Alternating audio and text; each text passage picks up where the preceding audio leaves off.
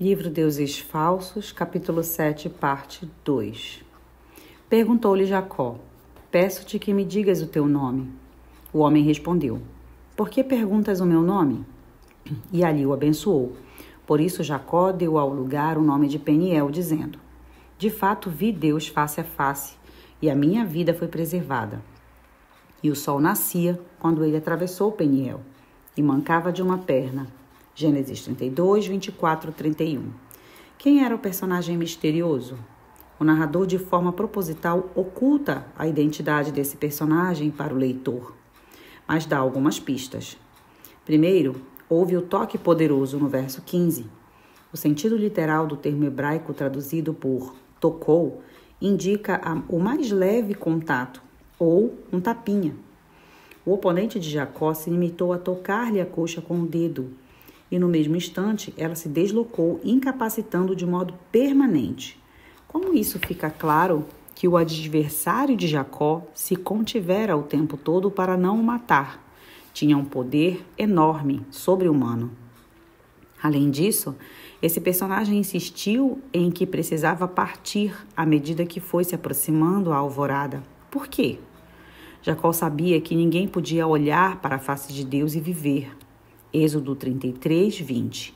Mais tarde, ele constatou ser a razão pela qual o seu oponente quisera ir embora antes que o sol nascesse, para a própria proteção de Jacó. Como ele disse, eu vi Deus face a face e a minha vida foi preservada. Isso pode significar que ao primeiro tom de cinza do início da aurora, ele conseguiu distinguir os traços no rosto do lutador divino, pouco antes que desaparecesse. Se tivesse visto a face de Deus à luz brilhante do dia, teria perecido. Vencendo por meio da fraqueza. Jacó conheceu com quem lutava, o próprio Deus. Quando entendeu isso e viu o sol surgindo, ele fez a coisa mais surpreendente da sua vida. Ele não fez a coisa mais lógica, que teria sido gritar: solte-me, solte-me, não quero morrer. Em vez disso, fez exatamente o oposto. Agarrou-se com força e disse: não te deixarei ir, se não me abençoares. Jacó estava dizendo algo mais ou menos assim: que idiota tenho sido! Aqui está o que procurei a vida inteira, a tua bênção. Procurei-a na aprovação de meu pai. Procurei-a na beleza de Raquel, mas ela estava em ti. Agora não te deixarei ir enquanto não me abençoares. Nada mais importa. Não me interessa se morrerei nesse processo, porque se não puder contar com a tua bênção, nada terei, nada mais bastará. Em consequência disso, lemos que Deus ali o abençoou. Palavras maravilhosas, misteriosas.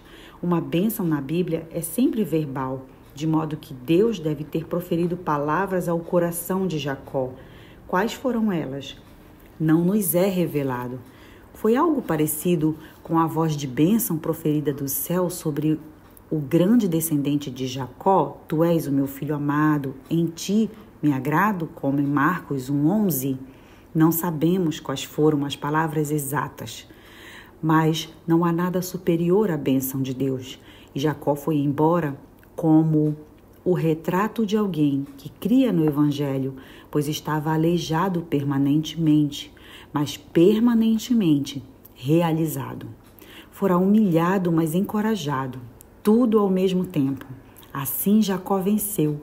Deus disse: você lutou com Deus e venceu.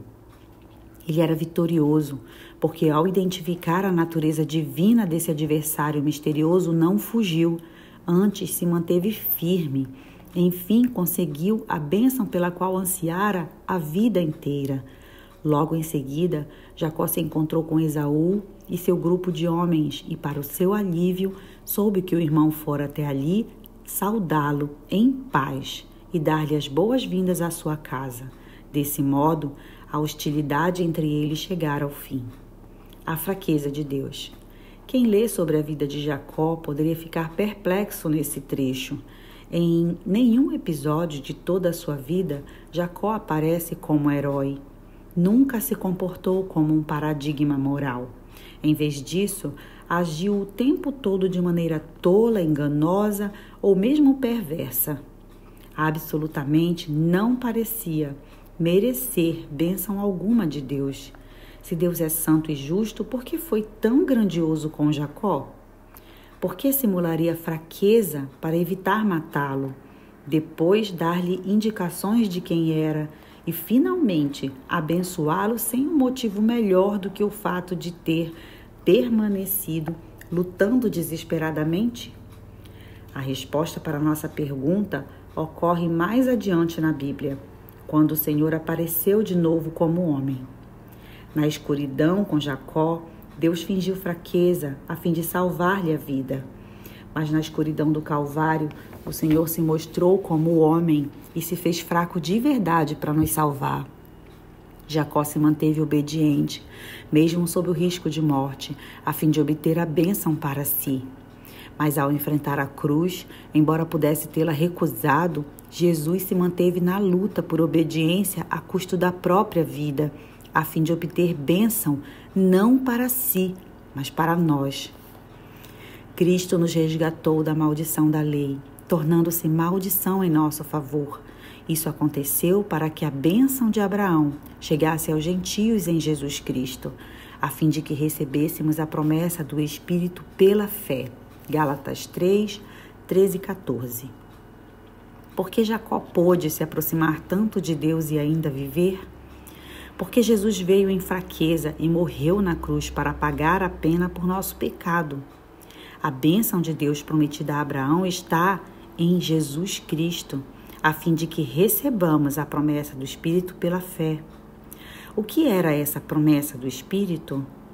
Mais adiante, em Gálatas, Paulo escreve que Deus enviou ao nosso coração o Espírito do seu Filho, que clama Abba, Pai. Gálatas 4, 6. Abba era o diminutivo em aramaico para pai, que pode ser traduzido de forma aproximada por papai. É a expressão de fé confiante da criança no amor paterno. Paulo está dizendo que se você crê no Evangelho, o Espírito tornará o amor e a bênção de Deus numa realidade existencial em seu coração. Você já ouviu a bênção de Deus em seu mais profundo interior? As palavras "Tu és o meu filho amado, em ti me agrado", são uma fonte inesgotável de alegria e força em sua vida? Já sentiu, pelo Espírito Santo, Deus dizê-las a você? Essa bênção, a bênção pelo Espírito que nos pertence por meio de Cristo, é o que Jacó recebeu, o único remédio contra a idolatria. Apenas essa bênção torna os ídolos desnecessários. Assim como Jacó, geralmente só descobrimos isso depois de uma vida procurando nos lugares errados. Repetindo, assim como Jacó, geralmente só descobrimos isso depois de uma vida procurando bênção nos lugares errados. Muitas vezes é necessária uma experiência de fraqueza que nos aleija para enfim descobrirmos isso. Eis porque muitas das pessoas mais abençoadas por Deus mancam enquanto dançam de alegria.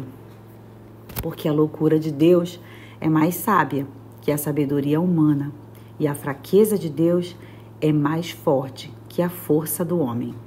1 Coríntios 1, 25.